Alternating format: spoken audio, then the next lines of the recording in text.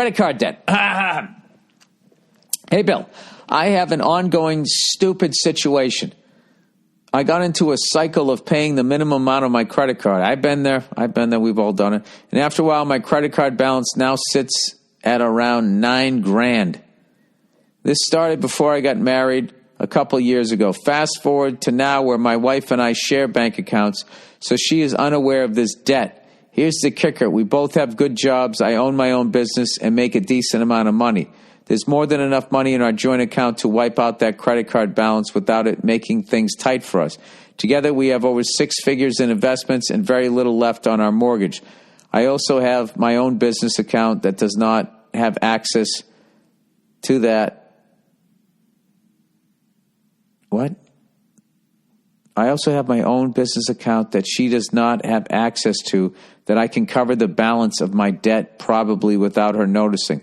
My question is, do I come clean and say I have this debt that's been bothering me and I just didn't know how to bring it up, or do I cover it from my business account and move on with my life? I feel so dumb just making these minimum payments each month when I can easily cover the amount. Well, considering the fact that you got the fucking money and you're coming from a good place, you're embarrassed and all that, I would just be honest with her. I don't think it's that big a deal. If it's just $9,000, I think you'll be all right. It's when you have, all of that debt and, your wife thought you were financially okay, and then you're actually the exact opposite of okay. It's just you guys are still okay. You're just $9,000 less okay. I would get rid of it. And it's great you almost paid off your mortgage. That's another huge thing. I think you're in the perfect place that if you were going to tell her, I think you'll be okay. All right? You're going to be okay.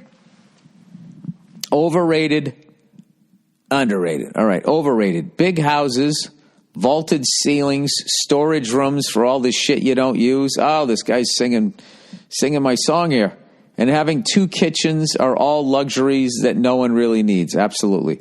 What the fuck you need 15 feet ceilings for? You like how wide open it is? Go the fuck outside. I think this is going to start being the prevailing sort of maybe pushback. I don't know what. Underrated.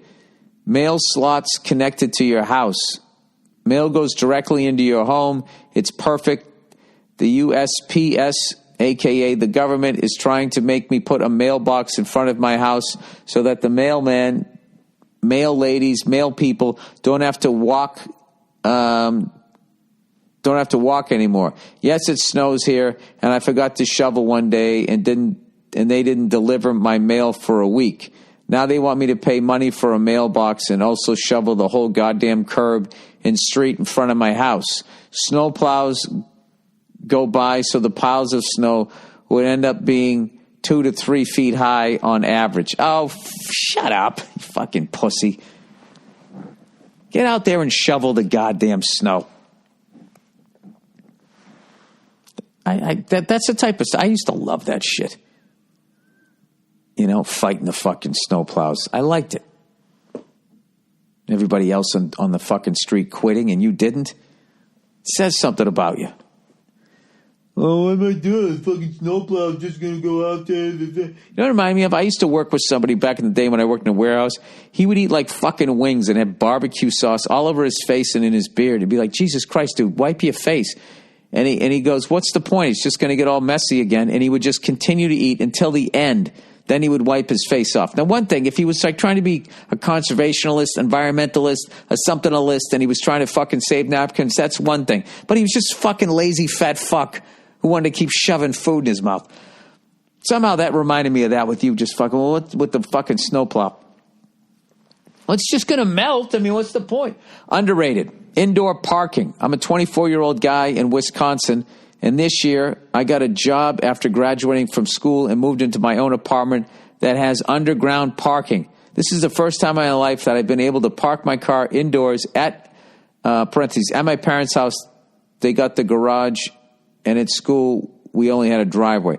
This week in Wisconsin, we got our first 4 inches of snow for the year, and the temperature got down to 18 degrees Fahrenheit.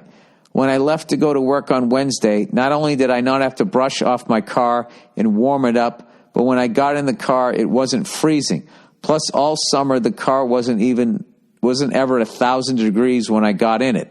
I didn't realize what I was missing out on until I had it. Oh, it's the fucking best. It's the best, too. And I am a big believer that garages are for cars. All right? Garages, they're for cars and they're for drum rooms. Got to catch myself here.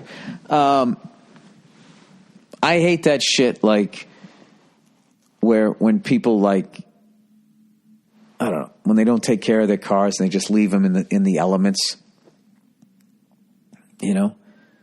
And then you open their garage door and it's just piled up with just shit. It's fucking unreal, man. It's unreal. So I don't ever want to do that. I am not into fucking clutter. When you get a kid, there's a certain degree of it that you're going to have.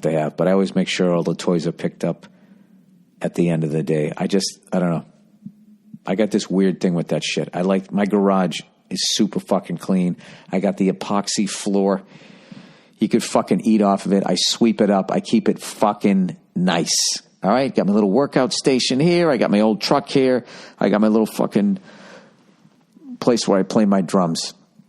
But I don't have 1,000 fucking rakes and 50 million, I don't know, leftover goddamn shit that you just never threw out in suitcases and boxes and all of that crap. I'm not saying I don't have some clutter that I have to get rid of, but I've been really weeding it out and not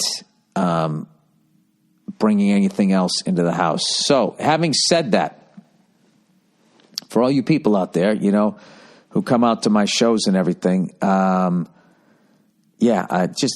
fact that you showed up is more than enough. You don't need to give me anything or anything. I'm trying to get rid of shit in my fucking house. And when you give me something, especially when it's something that you took time to work on to make, I have too much guilt to throw it out. And then I got this fucking thing. All right? So, I'm good.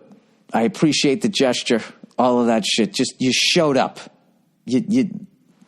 We're good. We're good. There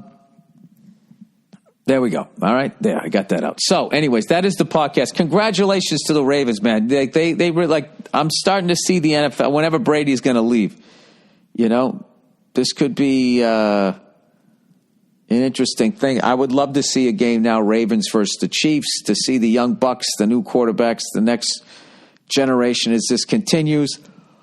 Because who's kidding who? Oh, my God, fucking the tyrants hit me now. Who's getting good? I'm never going to stop watching. I'm just teasing you guys about the celebrating. I do think it's like funny. It's stupid. It is fucking ridiculous. And like I said, and you can make fun of me and everything, but you want to pull that old man card. I've been doing that joke since 1990.